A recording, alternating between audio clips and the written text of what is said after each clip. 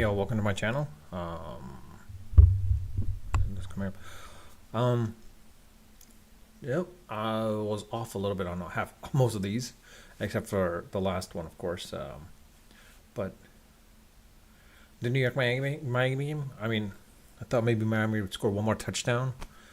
They didn't, so it's 47 instead of 47 and a half. I was off on that. Buffalo, that was a surprise. I honestly thought Buffalo should have won that game. I think that was a surprise for them, they themselves as well too. I don't think they even foresaw that. The Colts and Titans. I mean, honestly, it was either or. That's why I went 2.5 with the Titans because honestly, I wasn't sure. Baltimore, that was a surprise. I honestly thought Pittsburgh would beat out Baltimore, but it looks like Steelers had something to play for. Philly, I mean, well, that was going to be a gimme at that point. I mean, they were going to win, but by how much was going to be a little tricky part. And I said Philly most likely will win the game by touchdown for sure, which was almost the case in this case. And then of course the Jets. I did say that the Jets were going to win, so I didn't choose the money line in this case. I said plus 2.5 because I wasn't entirely sure, but confident that they should win at that game point. KC winning by 3.5. I mean, honestly, that's I mean, they did beat the Vikings, so it did happen. That I pretty was sure as well too. I think I mean, I should put some actual hard gimme games, or hard locks, I should say, for some of these picks. But quite honestly, I mean, I didn't think Buffalo would lose. That I thought that would have been that would have been my lock as well too. Quite honestly, I thought they would have beat the Jacksonville Jaguars, but I guess the flight to London didn't do well for them, or whatever it may be. Anyways, so that happened, of course. And of course with the Giants, well, what can you say about the Giants? I mean, it was one of those things where, honestly, I mean, they're not gonna. It's not gonna be a winning season. They're done. They're completely done. I knew they weren't gonna beat the Dolphins, the way the Dolphins are playing. The real question is like how much could they compete for? And that's a question I'm not entirely sure of. Now, the one thing that I'm a little worried about is what Giants management will do. Not for the fact of Jones, but Dable himself, because Dable in this first year did really well, of course, but now the second year, it's probably going to be a 1-16 season, or maybe a 2-15 season. I'm not sure, but. I'm not entirely exactly sure how that's going to work out, quite honestly. I hate to say this, but yeah, like, do I want the Giants to lose? Yeah, I mean, as a fan, no. I mean, they are 1-4. There's a possibility they could come back and win, but I highly doubt it. The real question is, what are they going to do when they get in the draft? If they're in the top 4, what do they pick? Because quite honestly, you're a $40 million quarterback. You can't do much about it. You're not going to use a top 4 pick to pick an offensive lineman. I mean, that would be crazy unless it's like a generational talent offensive lineman. So that's not going to happen. Saquon, you're not going to get much from him. He's probably going to leave anyways. He's not going to resign. If I'm the Giants, I trade him to a team and get some draft picks out of him because he's not going to sign. After what they did to him over this past offseason, he's not going to stick around. And it's to show, look, when he comes back, if the Giants are competitive, it shows that with him, basically, they're good enough. I mean, Jones becomes decent enough. But the thing is like Jones is not that great. Without a running back, he's not good. So, and I hate to say it, but yeah, if you've seen all my videos in the past, I have been a hater against Jones, and that's what it's been. But in any case, that is what it is. With the Formula One in Qatar. Very, very hot over there, of course. A lot of the drivers were like pretty much drenched, as you can see, when they were getting out of the car and all that stuff. But as usual, Max Verstappen won, so like it's another victory for him. It'll be interesting to see like how many victories he can compile in a row consecutively. If he can, he'll have the new record for that as well too. Getting to Hamilton's record of wins, that's another maybe 3-4 more years, I would say, more than anything else. And Piastri, he's showing how good he is now, and like I think Alpine's pissed off that like McLaren stole him, essentially. Lando Norris finishing number 3, and then of course George Russell finishing number 4. I wish I could show the crash, but it was one of those things where in the first lap, I mean, honestly, Russell was able to come back and get number four. That was impressive after the crash from his own teammate Hamilton. Hamilton, of course, it was out. It kind of sucked. I mean, Hamilton was trying to be aggressive, but the fact that he almost took out his own teammate too, which was a surprise. I think Hamilton wanted to get in there just so he can get the points, but that didn't happen. And then, of course, you've got Hamilton coming out, Russell being number four, Leclerc five. Sainz was a surprise, actually, surprisingly enough. I didn't think Sainz would be like disqualified, quite honestly. I mean, that was a little bit of a. I mean, I'm not sure what to say exactly. It just sucks for him, unfortunately. That's pretty much it. And then Checo, I mean, he finished 10. Lance Stroll finishing number 11. But honestly, I think it comes down to this: is like Lance Stroll has got to go. I hate to say this, but Checo's not being as truly competitive as he normally is. He used to be competitive, but now he's not. So I don't know what to say. And then of course, with the Formula One standings, I mean Hamilton's only got a bare enough. He's barely got a lead against Fernando Alonso now. Sainz down below. George Russell is just behind Lando Norris. I would love to see Russell beat out Lando Norris, but honestly, I don't care for either of them. I would love to see Oscar Piastri actually come up and get into the number 7 spot if he can, but that's going to be kind of hard for him to do. Can Lewis Hamilton catch up to Sergio Perez and basically take out Checo? He's got 5 more races to go. I hate to say this, but like the only way Hamilton gets the number 2 spot is if Hamilton basically wins all 5 races, and I don't think that's happening. And then with the Constructors' Cup, of course, you've got Red Bull already winning it, Ferrari coming close behind number 3, and then number 4 is Aston Martin. So honestly, I thought Aston Martin would be the fighting for the number 2 spot with Mercedes. I didn't think that because of Lance Stroll's inability that Aston Martin will drop down that far. I mean, Sainz, I think, has been their star more than Leclerc, even though Leclerc is the number 1. But it shows that, I think Ferrari should focus on Sainz himself. Maybe remove Leclerc, maybe put an Albon. Who knows? Because Albon's doing really well, surprisingly enough. He's the one that's keeping Williams in the point standings to the point where, like, it's all him, basically, similar to like what Alonso is from that perspective. Actually, where's his points exactly? Yeah, Albon's number 13. He's just a few behind Esteban Ocon and above Valtteri Bottas. Bottas, I mean, he knew what was going to happen with Alfa Romeo. He was never going to be that competitive spot unless Alfa Romeo suddenly changes their engines. He was never going to get into that competitive spot, but it kind of sucks for him at that point. But yeah, I hate to say this, but like Max has won the championship. I don't know what else is there for Max to do except for win consecutive races, as well as get the most races out of it, so that he can overtake Hamilton. And then of course, you got Hamilton trying to get number 2 spot so that he can get some momentum for next year. Basically, if he can be competitive against Max for next year. But again, it all comes down to the cars themselves. I mean, we saw that Mercedes car and engine isn't doing so well compared to Red Bull. McLaren's catching up now, and they seem to have caught up a little bit. It'll be interesting to see what happens with Piastri and how he does. But yeah. I mean, I'm not, outside of that, I'm not sure what else to talk about, to be quite honest.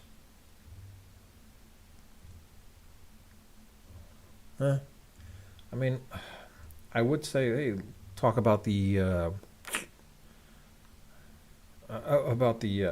attack with the war now that's going on between Israel and Palestine, specifically against Hamas. I'm not sure what to say to that. I'm going to stay away from that subject. I mean, no one wants to see a war happen, similar to what you see with Ukraine and Russia. I'm just going to avoid it and avoid that topic altogether. Looking at the times here, you know what? I haven't really said. Oh, one other thing I should say is like, if you are seeing this, I did test drive the Kia EV6. Now I'll say this: the Kia EV6, it's not the car I was expecting. Quite honestly, it's sort of your not your traditional SUV. It's more of a hatchback more than anything else. It reminds me too much of the Polestar. Now it drove really nice, and one of the nice things about the Kia EV6, it does have regenerative braking, but you have the option to turn it off, and like it had four levels basically, and that was one nice thing about it. At least you can turn off the regenerative braking. The dashboard, I mean, it's similar to all the other cars nowadays with their dashboards, like long, streamlined across the thing. The one thing is it doesn't have anything like a middle console type of thing, which would be great, like the Lucid has and like the Tesla S and the Tesla X. I know they're trying to compete with the S, but more so with the Y because the Y and the Model 3 are becoming the new norm now, of course. And like Toyota's trying to come up with something on their end as well too. It'll be interesting to see how Toyota works with that in that situation. Um, but I'll say this: I did see the EV9. Now the EV9 I never got a chance to test drive because it was only a model, a floor showcase of vehicles. So and it was the Korean version, meaning that it was not made for the U.S. Because it's a 7 to 6 seater. The middle row basically is heated seats and massagers as well too. But that's the cars in Korea. When it comes to the U.S., it's not going to have that feature apparently. So it'll be interesting to see how that works out. I will say this: it is roomy. It looked roomy, but the EV9 looked a little boxy. It looked like a box practically, and I'm like, ugh. I mean, looks wise, yeah. When it comes to style, it didn't match what all the other cars are out there. Basically, didn't have the moonroof as well too, like all the other vehicles had. Like, I'll say this: of all the cars that we've driven, outside of the Tesla Y and the Lucid, I would go with maybe the Cadillac Lyric basically. Reason why is because one, it does look nice. It has a really good look to it. Feels like sort of your SUV or mid-sized SUV more than anything else.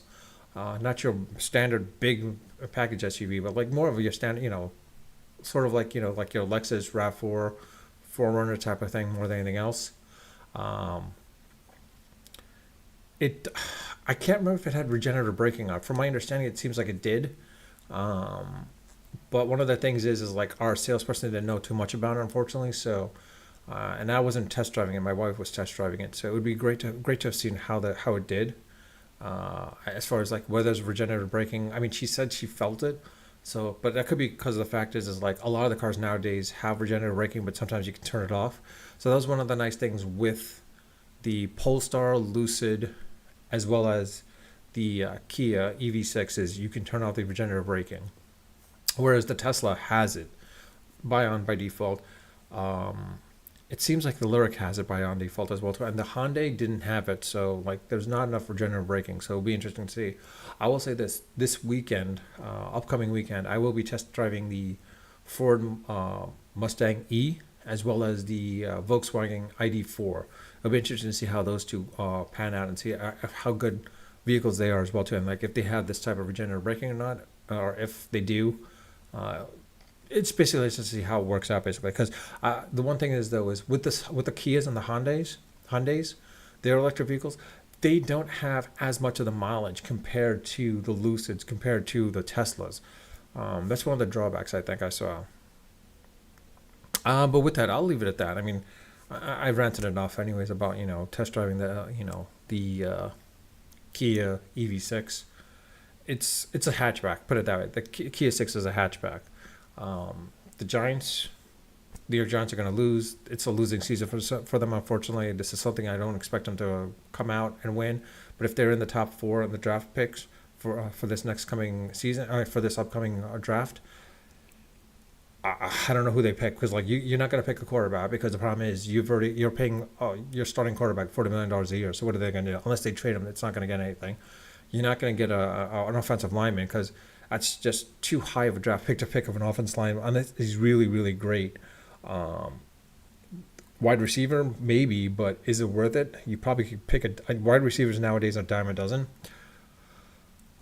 With the running backs, I mean, honestly, again, dime a dozen as well too. Saquon Barkley, as good as he is, I don't think the Giants are going to be able to re-sign him. So if I'm the Giants, I trade him to a team that needs a running back, and get some draft picks from him, basically. Because honestly, he's not going to re-sign with the Giants after what they did to him. And two, I mean, the Giants, they're probably going to lowball him again because of the fact that he was injured and he's injury prone. So they're not going to re-sign him.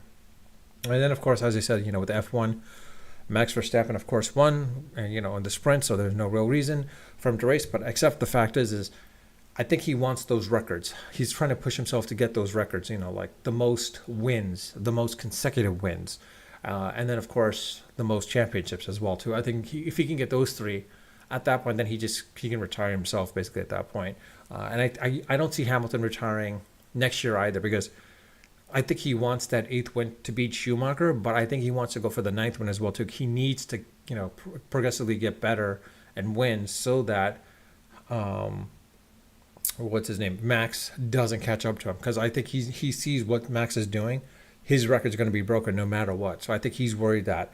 And if it is a case where like Max does beat his records, I think we're going to have to shift the GOAT discussion from Hamilton to basically Verstappen. Because why? Schumacher was the GOAT. Now it became Hamilton. From Hamilton, now it becomes him. Because the thing is, let's not forget, Hamilton was able to do really well with a McLaren, and then he went on to Mercedes, and Mercedes had a really great car. It would be interesting to see what would happen if all the drivers had the exact same car. Who was the best driver at that point? That would be interesting to see, but honestly, we're never going to see that. The only way that happens is if, Formula One decides to, get a standard engine, standard design with all the drivers, put them out there for, 2 races and see how well they do. But outside of that, I don't see that happening anyways.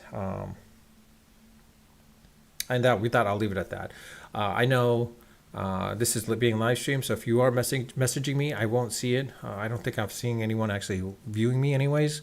I am doing this through Restream. Via the Restream plugin on OBS. If there is a chat coming in, I don't see it, unfortunately.